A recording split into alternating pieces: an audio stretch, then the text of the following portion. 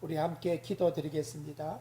거룩하신 하나님 우리 아버지요, 오늘은 2020년 9월 첫 주일을 맞이하는 생일입니다.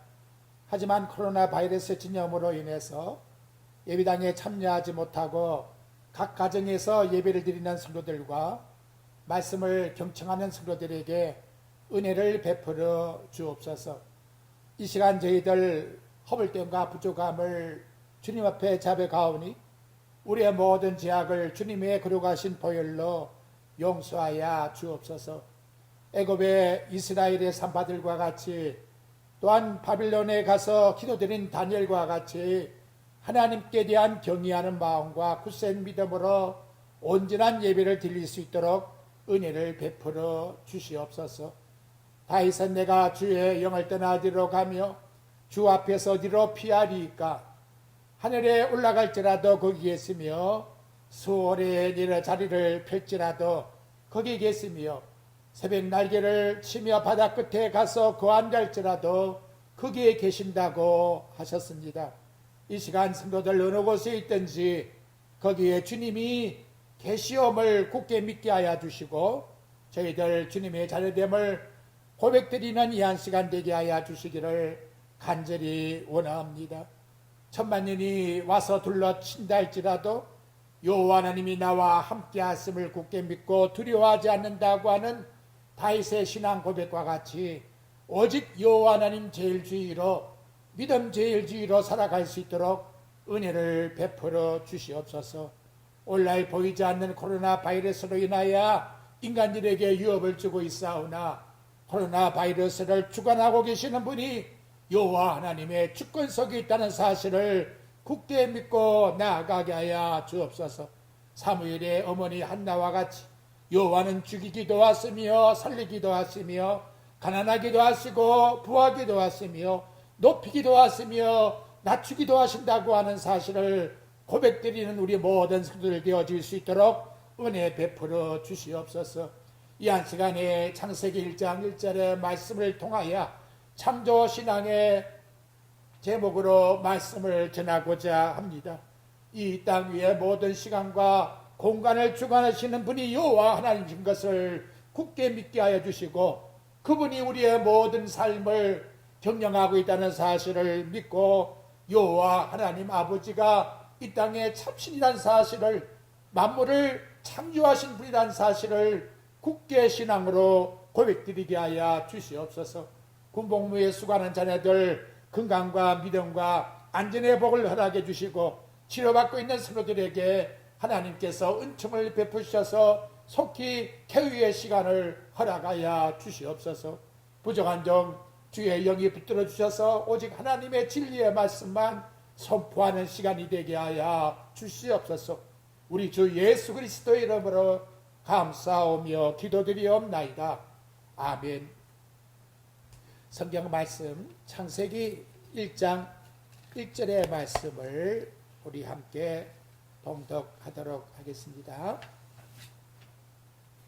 태초에 하나님이 천지를 창조하시니라. 아멘.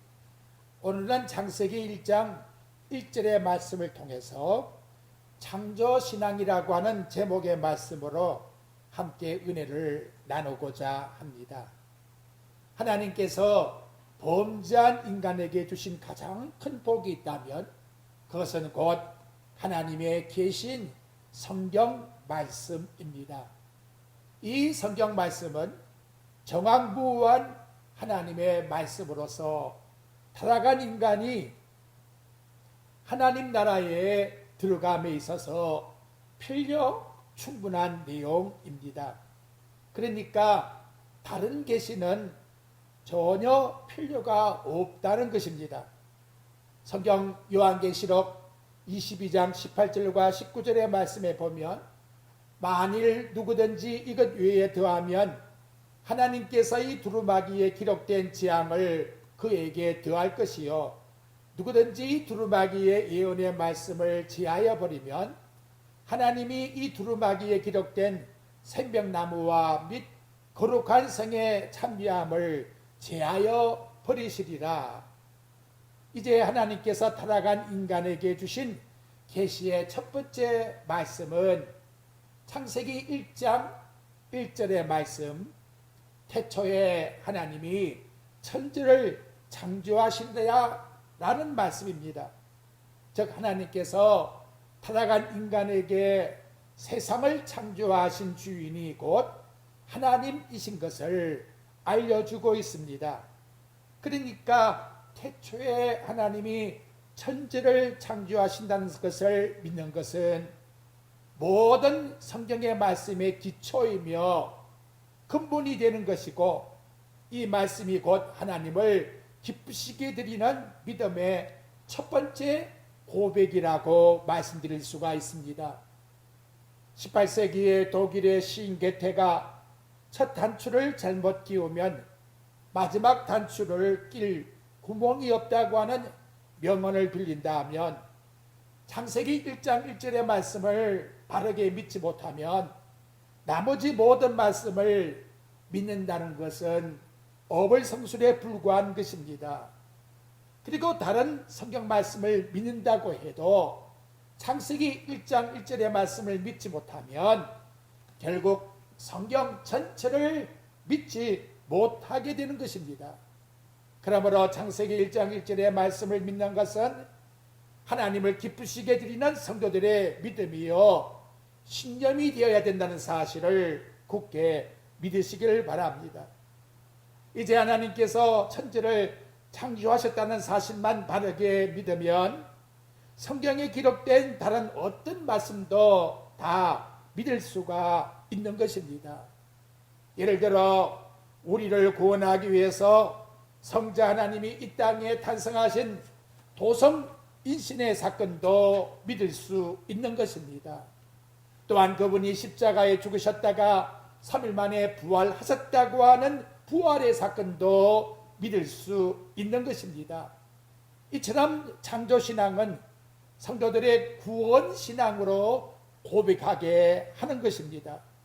그러니까 창조신앙을 믿을 때에 동정녀 마리아에서 탄생하신 성자 하나님과 우리 죄를 위하여 죽으셨다가 3일 만에 부활하신 예수 그리스도를 믿을 수 있게 되는 것입니다. 하지만 천지 창조 사건을 믿지 못한다 그렇다면 하나님의 아들 그리스도께서 도성 인생하신 사건도, 예수님께서 죽으셨다가 3일 만에 부활하신 사건도 절대로 믿을 수가 없게 된다는 것입니다. 이는 창조신앙을 믿지 못하면 결국 구속의 은총을 받을 수가 없다는 것으로 결론 짓게 된다는 것이지요. 그래서 로마서 1장 20절의 말씀을 보면 창세로부터 그의 보이지 않는 것들 곧 그의 영원하신 능력과 신성이 그가 만드신 만물에 분명히 보여 알려졌으니 그러므로 그들이 핑계하지 못할지니라. 모든 만물에는 하나님께서 지으심이 분명히 나타나고 있기 때문에 누구도 이를 부인하거나 핑계할 수 없도록 하나님이 만물을 창조하셨다는 것입니다. 이제 천지를 창조했다고 하는 하나님, 히브리어의 엘로힘이라고 하는 단어로 나오는데, 엘로힘은 복수형으로 나타나며 창세기 1장만 하더라도 무려 31번이나 나타나는 단어입니다. 하나님이 표출될 때에 복수형으로 나타나고 있다는 것은 곧 삼일째 하나님께서 천지 만물을 창조하셨다고 하는 의미입니다. 그러므로 천지 만물을 창조하셨다는 하나님을 믿지 못하겠다면 그것은 결국 성부와 성자와 성령 삼일체 하나님의 사역을 믿지 못한다는, 삼일체 하나님을 부정하는 결과가 된다는 것입니다.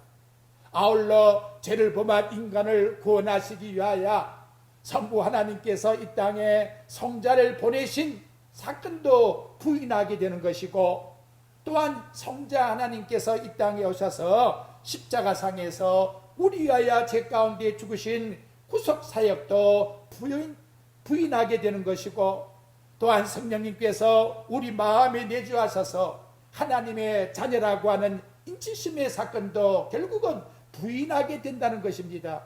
이는 창조의 신앙을 부인할 때에 결국 하나님의 구원 사역도 부정하게 된다는 것을 우리들에게 나타내주고 있다는 것입니다. 그러므로 천국 갈 하나님의 모든 자녀들의 공통적 신앙의 고백이 있다면 그것은 곧 하나님이 천지를 창조하셨다고 하는 바로 창조의 믿음을 믿게 된다는 것을 오늘 우리들에게 나타내주고 있는 것입니다. 아울러 우리가 주목할 한 가지 또한 사건의 내용은 하나님이 이 계시의 말씀을 주신 시기가 모세 때에 광야에서 비로소 하나님이 알려주셨다는 것입니다. 천지를 창조한 사건은 태초에 이루어졌는데 이 하나님 말씀이 세상에 선포된 것은 주전 약 3500년 전 모세가 이스라엘 백성을 이끌고 광야에 나왔을 때에 그때에 비로소 계시를 해 주었다는 것입니다. 좀 더 자세히 말하면 인간은 모세를 통하여 하나님의 계시가 나타나기 이전에는 하나님의 천지 창조에 대한 사실을 깨닫지를 못하고 있는 그런 시대에 있었다는 것이지요. 그러니까 하나님께서 천지 창조 이후 오랜 세월 동안 천지 창조의 사건을 공개하지 않고 비밀로 미루어 두셨다는 거예요. 그렇다 할 것 같으면 이제 왜 광야에 나와서 모세에게 비로소 하나님이 천지를 창조했다고 하는 사건을 오픈해서 알려주고 있을까요? 하나님께서는 모세를 통해서 애굽에서 이스라엘 백성을 구원하셔서 광야로 인도하십니다. 그리고 이스라엘의 주인은 곧 하나님이시요 하나님과 이스라엘 사이에 언약된 관계를 시내산에서 맺게 하십니다.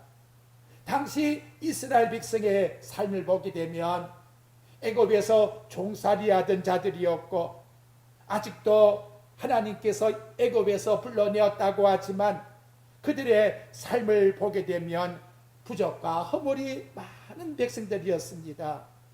이러한 이스라엘 백성들의 마음의 생각은 어떠한 마음을 가지고 있었을까요? 도대체 우리 이스라엘 백성들을 왜 하나님이란 신이 이 광야에 불러내어서 우리를 고생시킬까? 그리고 앞으로 우리는 어떻게 살아가야 될까? 마치 광야에 나온 이스라엘 백성들의 영적의 상태는 오늘 본문에 나오고 있는 창세기 1장 2절 말씀에 태초에 천지를 창조할 때에 땅이 혼돈하고 공허하며 흑암이 깊음 위에 있는 마치 그런 상태 속에 있었다는 거지요. 이처럼 영적으로 신앙의 공황 속에 있는 이스라엘 백성들에게 첫 번째 알려준 하나님 말씀의 계시의 통보가 뭐냐? 바로 그것은 이 천지를 하나님께서 창조하셨다고 하는 창조의 신앙을 믿으라고 말씀을 통해서 가르쳐주고 있다는 것입니다. 마치 천지를 창조할 때의 혼돈과 공허와 흑암 속에 있는 바로 이러한 상태에 하나님께서 빛이 있으라 비춤으로 말미암아 온 세상의 모든 것이 평정되어 천지가 창조되는 것과 같이 광야에 나온 이스라엘 백성들의 영적인 마음이 혼돈과 공허와 흑암 속에 있다 할지라도 하나님이 일러주는 천지를 창조했다고 하는 하나님의 계시의 말씀을 믿음으로 말미암아 너희들의 마음속에 가지고 있는 신앙이 희망적 신앙으로 하나님을 의지함으로 말미암아 나갈 때에 어떤 문제도 해결될 수가 있다고 하는 이 창조의 믿음을 하나님께서 제시해 주셨다는 것입니다. 오늘날도 마찬가지입니다. 21세기에 거센 세속주의 물결이 몰려옵니다. 인간을 신으로 악량하고 있는 포스트 모더니즘이 들어오고 있고 게다가 생각지도 아니했던 코로나 바이러스까지 우리 인간의 마음에 두려움을 주고 있습니다. 잘못하면 우리 성도의 마음이 혼돈과 공허와 흑암 속에 빠질 수 있는 그러한 상황 속에 있다는 것이지요. 도대체 나는 누구인가? 나는 이 세상에 어떻게 살아가야 될 것인가? 앞으로 나는 어떠한 삶을 살아야 이 땅에서 믿음으로 살아갈 수가 있을까? 마치 영적으로 혼란 속에 내 스스로가 영적 공허 속에 빠질 수가 있다는 것입니다. 이런 영적 침체 속에 우리 인생을 바른 길로 인도하는 잣대가 무엇입니까? 바로 오늘 창세기 1장 1절에 나오고 있는 태초에 하나님이 천지를 창조했다고 하는 이 말씀, 창조의 신앙을 우리의 생활 속에 가지고 나아갈 때에 여정에 어려움이 있다 할지라도, 영적 어둠 속에 있다 할지라도 우리는 하나님의 백성으로서 온전히 바르게 활력 있는 신앙의 생활로 살아갈 수가 있게 된다는 사실을 오늘 본문의 말씀의 흐름 속에서 나의 신앙의 고백으로 꼭 받으시기를 주의 말씀으로 축복드립니다. 이제 본론적 말씀을 드리면, 창조신앙은 내가 누구인지를 바르게 알려주고 있습니다. 오늘 본문의 말씀 창세기 1장 27절 말씀의 내용에 나가보게 되면, 하나님이 자기 형상 곧 하나님의 형상대로 사람을 창조하시되 남자와 여자를 창조하시고, 하나님께서 다른 피조물과 달리 인간을 당신의 형상대로 창조하십니다. 창세기 2장 7절의 말씀에 나가보게 되면, 여호와 하나님이 땅의 흙으로 사람을 지으시고 생기를 그 코에 불어넣으시니 사람이 생명이 되니라 라고 말씀하고 있습니다.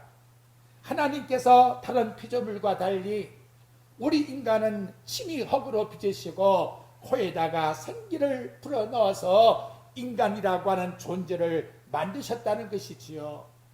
즉 심려를 기울여 아주 특별한 작품을 만드셨다는 것입니다. 바울 사도는 에베소 2장 10절에서 이를 우리는 그의 만드신 바라, 즉 그의 글작품이라고 이와 같이 말씀해 주고 있습니다. 그런데 오늘날 세상을 보십시오. 하나님을 모르는 자들은 신화론을 주장해서 하나님께서 천지를 창조하심을, 인간을 지으심을 믿지 못하게 하고 있습니다. 그리고 진화론이 공정연하게 진리인 것처럼 학교에서도 가르치고 있습니다. 이러한 과학의 주장들이 오늘날 우리 성도들에게 심각한 영적 혼돈과 공허와 흑암에 빠지는 심취를 일으키게 만들고 있다는 것입니다. 많은 그리스도인들은 성경 말씀과 다른 진화론 때문에 혼란을 겪고 있습니다. 아시는 대로 진화론이라는 것은 우연히 생긴 한 유기물이 최초의 생명체가 되었고, 이 최초의 생명체로부터 진화가 시작되어서 미생물에서 하등동물로, 고등동물로, 그리고 인간까지 진화가 이루어져서 땅의 모든 생명체가 나타나게 되었다는 것입니다. 그러니까 세상 과학이 만든 진화론의 내용을 빌리면 우리 인간은 뭐냐? 원숭이가 진화되어 생긴 것이고 특별한 존재가 아니라는 거지요. 결국 사람들은 이런 진화론의 영향 때문에 자기가 누구인지 어떠한 존재인지를 까맣게 잊어버리고 살고 있다는 것입니다. 이런 진화론의 무서운 영향이 예수를 믿는 그리스도인에게도 혼란을 일으키게 만들고 있습니다. 하나님이 당신이 친히 우리를 지으셨다고 하는 이 창조론을 믿지 못하게 하고 있다는 거예요. 그러한 결과로 나타나는 것이 뭐냐? 사이의 인간은 마치 아무것도 아닌 양, 그래서 자신을 비관해서 자살의 사건이 일어나고 있는 것입니다.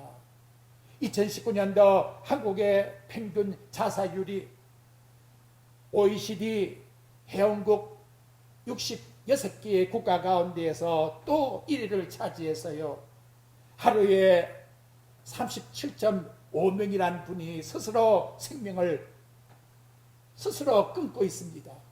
시간으로 따지면 38년 만에 한 생명씩 지금도 죽어가고 있다는 것입니다. 이런 참혹한 영적 어둠의 심각이 왜 오게 되었나는 것이지요. 하나님 말씀이 그렇게 선포되고 있는데도 불구하고 예수 믿는 사람이 스스로 목숨을 끊었다는 소식을 듣게 되면 얼마나 마음이 아픕니까? 왜 이렇게 우리 인간이 비참하게도 자신의 결과를 맺게 만들려고 합니까? 문제는 오늘 본문 말씀과 같이 하나님이 나를 걸작품으로 창조하셨다는 이 창조의 사건을 믿지 못하기 때문에 그렇다는 것입니다. 그러므로 오늘 우리에게 있어서 가장 중요한 것은 하나님이 이 세상에 나를 정말 걸작품으로 만드셔서 꼭 필요하기 때문에 이 세상에 보내신 것이요, 또한 하나님이 나를 통해서 영광을 받으시고자 이 땅에 보내신 것이요, 또한 하나님께서 나를 통하여 드리는 예비를 헌명하고자 이 땅에 보내신 존귀한 존재라는 것을 우리의 자신이 꼭 명심하셔야 합니다. 얼마나 존재가 존귀하냐. 하나님은 자기 아들까지 이 땅에 보내셔서 십자가상에 희생하심으로써 우리를 하나님의 자녀로 만드셨다는 것을 믿을 때에 우리의 각 심령은 얼마나 존귀한 인물인가를 이 한 시간도 우리 마음속에 꼭 간직을 해야 될 것입니다. 뿐만 아니라 하나님께서 나를 이 땅에 존귀한 인물로 삼으셨다는 것을 깨닫게 되면 우리는 내 자신의 인생이 하나님 앞에서 뭔가 해야 된다고 하는 사명에 최선을 다하게 다짐을 하게 된다는 겁니다. 하나님이 우리를 그 작품으로 만들었고 하나님의 백성으로 만들었고 이 땅에 두셨다는 것은 결코 허송세월을 보내게 하기 위해서 우리를 살게 하는 것이 아니라는 것입니다. 그래서 자문의 말씀을 보게 되면 절대로 게으른 자가 되지 말라고 경고의 말씀을 주고 있습니다.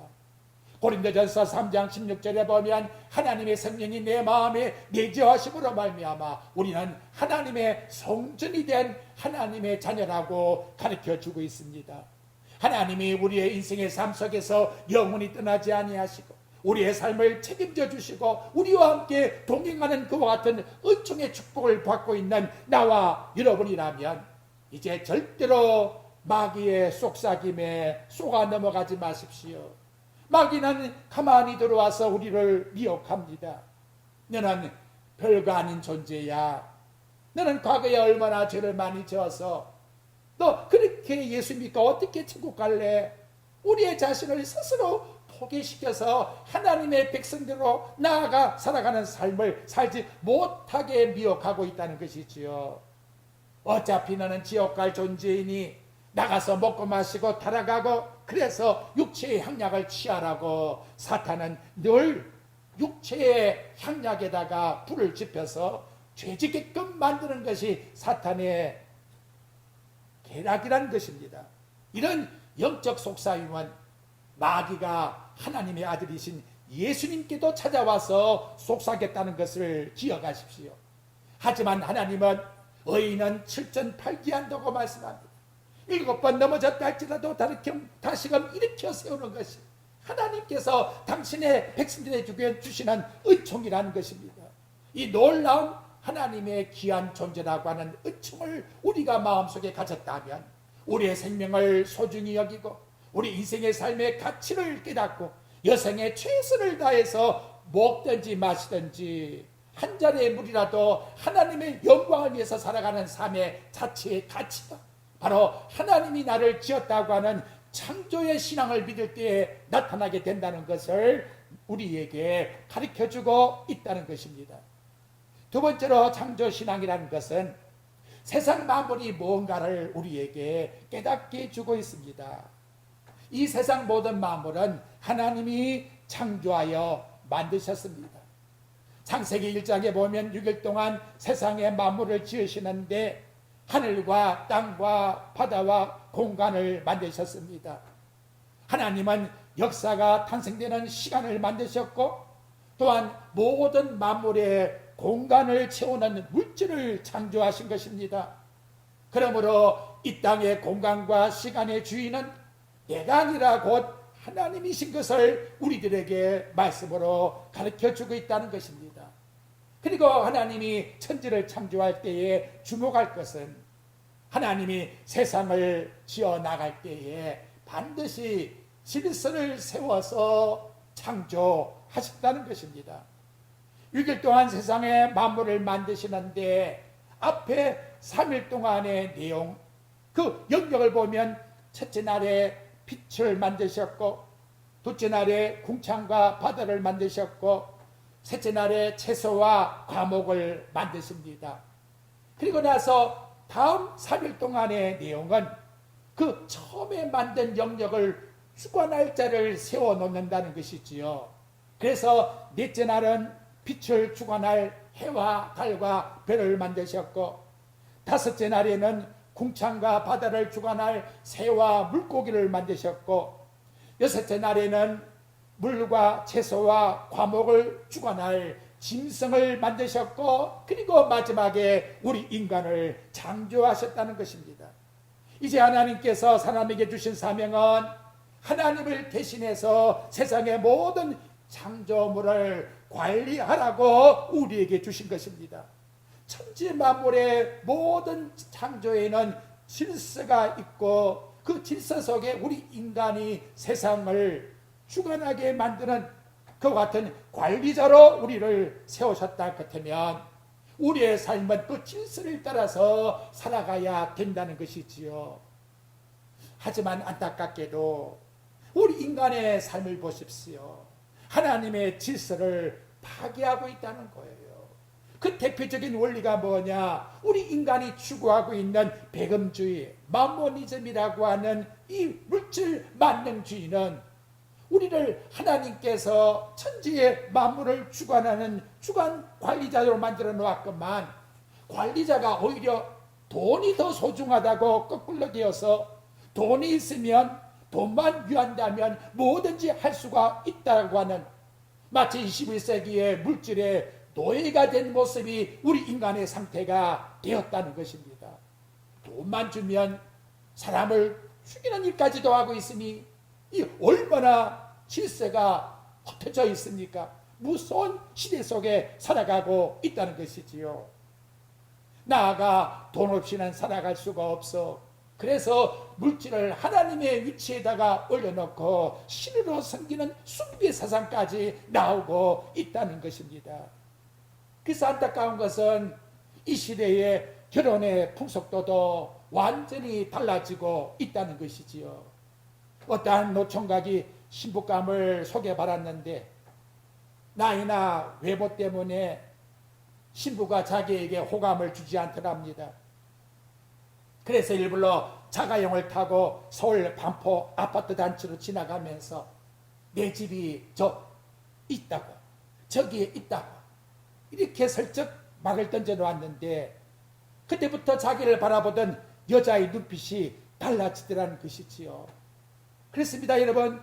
어느덧 우리는 알게 모르게 물질 만능주의에 완전히 물들어 있다는 거예요. 인간의 가치가 돈을 기준으로 삼고 있다는 것이지요.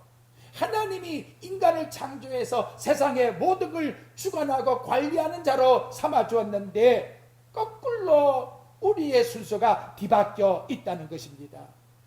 성도 여러분, 돈은 필요한 것입니다.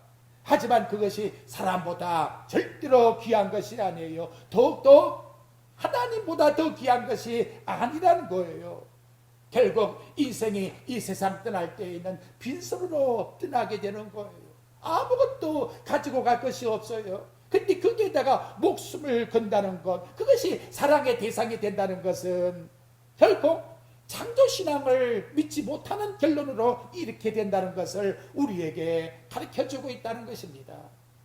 세 번째로, 창조신앙이라는 것은 사람이 어떤 존재로 살아가야 된다는 것을 깨닫게 해주고 있다는 거예요. 여러분, 창세기 2장 19절입니다.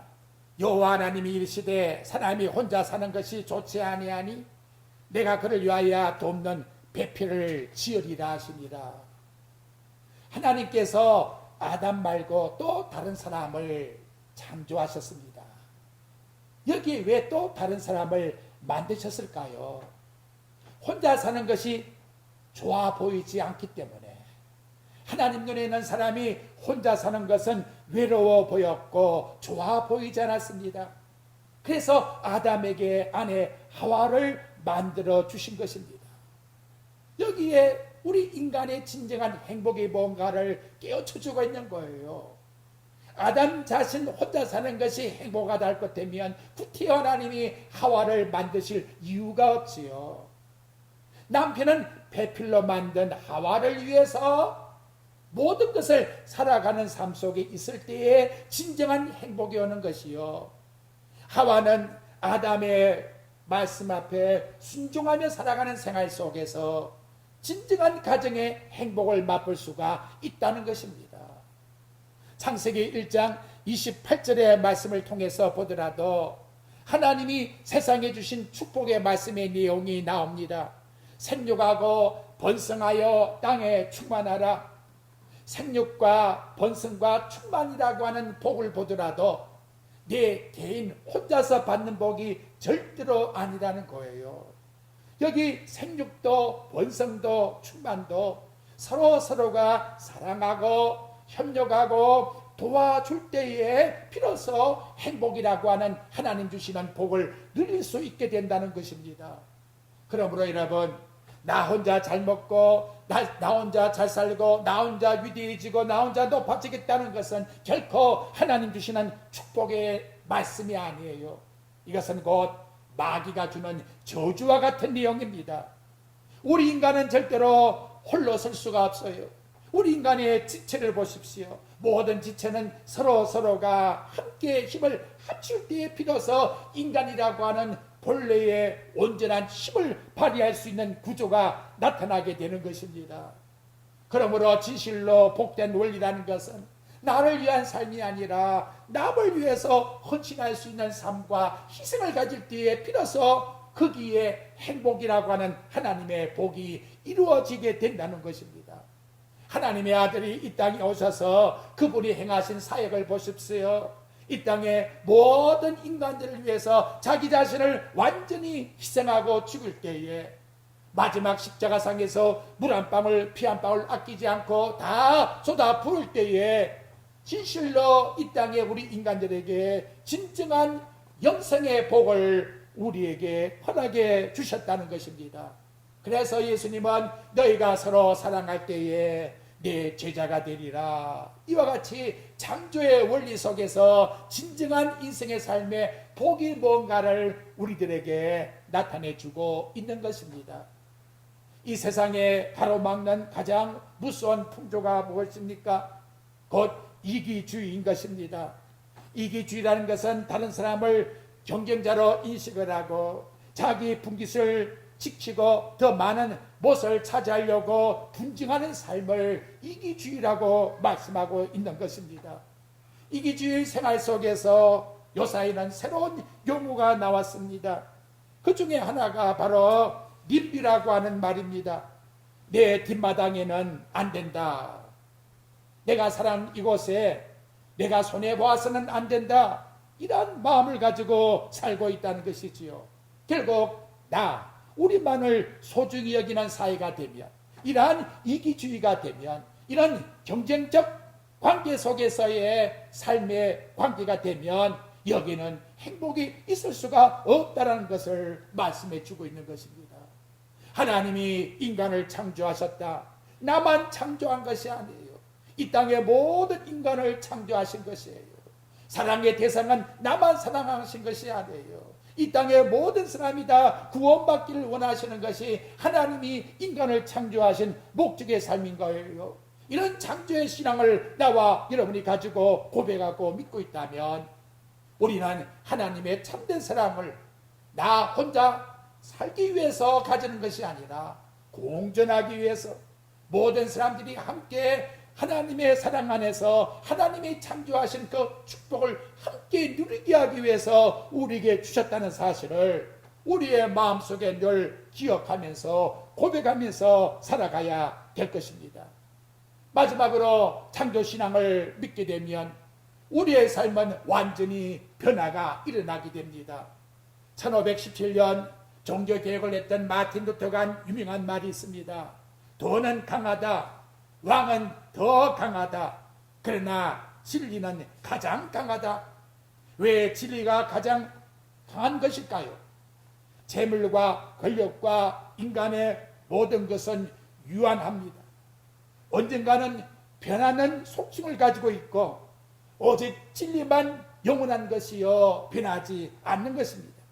따라서 인간이 만들어낸 사상이나 철학이나 이념이나 주의, 이 모든 것은 세상의 세월이 흐를 때에 다 변하게 된다는 것입니다. 베드로 사도는 베드로전서 1장 24절과 25절에서 말씀합니다. 그러므로 모든 육체는 풀과 같고 그 모든 영광은 풀의 꽃과 같으니 풀은 마르고 꽃은 떨어지되 오직 주의 말씀은 세세토록 있도다 하였으니 너에게 전한 복음이 곧 이 말씀이니라. 결국 이 세상에 영원한 것은 하나님의 말씀을 믿는 것 이외에는 전혀 없다는 것을 일러주고 있습니다. 절망의 실체를 정말 느낀 사람이라면 소망의 소중한 가치를 알기 위해서 찾아다닐 것입니다. 정말 불안을 겪어본 사람이라면 진정한 평안을 추구할 것입니다. 가을 들녘에 추수의 풍기로움을 맛본 농부는 더운 여름날에 땀을 흘리며 수고하게 될 것입니다. 이 세상의 허무함을 진정 아는 인간이라면 내가 창조주 하나님 앞에서 결선할 시간이 있는 존재라는 것을 확실히 믿고 나아갈 것입니다. 그러므로 역사의 가변성에서 영원성으로 변화되는 삶의 과정 속에 내 삶을 변화시켜주는 분이 있다면 그분이 누굴까요? 오늘 본문 창세기 1장 1절에 나타나고 있는 태초에 하나님이 천지를 창조하신 창조주 하나님이 우리 인간의 더럽고 오염되고 변질되고 썩어있는 냄새나는 우리의 영혼을 완전히 변화시킬 수가 있는 유일한 분이라는 것을 나와 여러분은 굳게 믿으시길 바랍니다. 영국의 스로스츠라고 하는 제수가 영국과 호주에서 약 40년간 교도 생활을 했습니다. 가죽 채찍에 50번이나 맞는 매를 8번이나 맞아서도 생활에 변화가 일어나지 않았습니다. 경찰도 교도소 직원들도 그렇게 어떻게 하면 좋을까 하고 이제는 단념하는 상태였습니다. 하루는 그분이 구세군 숙박소에 들어가서 하룻밤을 지내게 되었는데 그 하룻밤에 구세군 숙박소에 들어가서 거기서 일러주는 복음의 말씀을 듣고 완전히 변화된 사람으로 그 다음날 나오게 되었다는 것이지요. 그래서 그는 나아가서 구세군 추록자 보호소에서 18년 동안을 봉사했다고 합니다. 48년 동안을 옥중에서도 변화되지 못했던 그 사람이 2분 상간에 완전히 변화된 사람으로 변화시키는 그 능력이 어디서 나타났을까요? 바로 창조주 하나님의 복음의 말씀 속에서 그 능력이 나타나게 되었다는 것입니다. 여러분, 이 놀라운 복음의 변화 속에 나와 여러분도 반드시 포함이 되는 인물이 되셔야 합니다. 구약의 욥은 창조신앙을 믿었기 때문에 그는 그 어떠한 고난과 삶 속에 있다 할지라도 그 마음의 신앙의 고백이 흔들리지 않았다는 것. 여자녀를 잃어버리고 모든 재산이 날아가고 건강을 잃어버리고 아내가 저주하고 친구들이 억울하게 몰아치고 온몸에 악창이 나서 그래서 온몸이 항아리 조각을 가지고 긁으면서라도 창조신앙을 가지고 있었기 때문에 욥기 1장 21절에 내가 모태에서 적신이 나왔음즉 또한 적신이 그리로 돌아갈지라 주신 자도 여호와시요 취하신 자도 여호와시니 여호와 이름이 찬송을 받을지어다 라고 하나님께 영광을 돌려드렸다는 것입니다. 인간이 진실로 창조신앙을 가지고 나간다면 그 창조신앙은 잠언 16장 9절에서 이렇게 말씀합니다. 사람이 마음으로 자기 길을 계획할지라도 그 걸음을 인도하시는 자는 바로 만물을 창조하신 여호와 하나님이 하신다. 잠언 16장 33절에도 사람이 제비를 뽑으나 이를 작정하시는 분은 여호와 하나님이 하신다라고 말씀합니다. 곧 창조신앙을 믿는 성도들은 모든 생활의 삶을 하나님 앞에 맡기며 살아가는 하나님 의존적 믿음으로 살아가게 된다는 것이지요. 이제 결론적 말씀을 드리고자 합니다. 사람이 바닷가에 나아가서 바다의 멋을 아는 것은 체험에 따라서 그 엄청난 차이가 나올 것입니다. 그냥 바다 구경으로 나아갔단다면 그 사람은 바다의 아름다운 경치, 시원한 바람, 밀려오는 물결 정도로서 그의 아름다운 바다를 체험하게 될 것입니다. 하지만 만약 바다에 뛰어들어서 수영으로서 즐긴다면 파도의 즐거움을 누리게 될 것이요.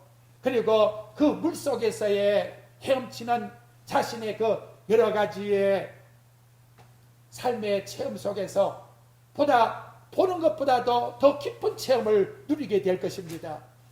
하지만 한 걸음 더 나아가서 심의 장비를 갖추고 바다 물속에 들어간다면 그 바다 물속의 아름다움은 바다 위에서 보는 것과는 상상할 수 없는 즐거움을 누리게 될 것입니다. 이 한 시간 창조신앙을 믿는 성도들이라면 이제 지식으로 아는 것으로 내 삶에 살아가는 삶 속에서 수박 그닥기로 하는 것이 아니라 이 땅에 어떤 풍파가 몰아친다 할지라도 창조의 신앙을 가지고 하나님께서 나와 함께 하신다고 하는 엄청난 창조신앙의 고백으로 하나님의 살아계심을 체험하는 이러한 삶으로 살아간다면 바로 이러한 삶의 생활은 곧 창조의 신앙 속에서 태초에 하나님이 천지를 창조했다는 사실을 절대로 잊어버리지 않을 것이요, 모든 생활 속에서 창조의 신앙을 선포하게 될 것이요, 모든 삶을 창조주 하나님의 믿음 속에 의존해서 살아가는 삶으로 살아가게 될 것입니다. 창조신앙이 나와 여러분의 모든 신앙생활의 터전과 기초가 되기를 바랍니다. 나아가서 창조의 신앙으로 창조주 하나님과 동행하는 즐거움과 행복과 또 하나님께서 나와 함께 하시는 신앙의 체험을 가지고 살아가시기를 바랍니다. 그래서 이 땅에 오늘날 주는 여러 가지 두려움의 조건들이 있다 할지라도 창조의 신앙을 가지고 모든 장애물을 넉넉히 이기고 창조주 하나님께 온전히 영광을 돌려드리는 나와 여러분의 신앙의 삶이 꼭 되시기를 주님의 이름의 말씀으로 축복드립니다. 함께 기도드립니다. 지금은 우리 주 예수 그리스도의 은혜와 하나님 아버지의 영원하신 사랑과 성령님의 감화와 감동과 교통하심이 말씀을 경청한 모든 성도들 위해 이제로부터 영원히 함께 있을지어다. 아멘.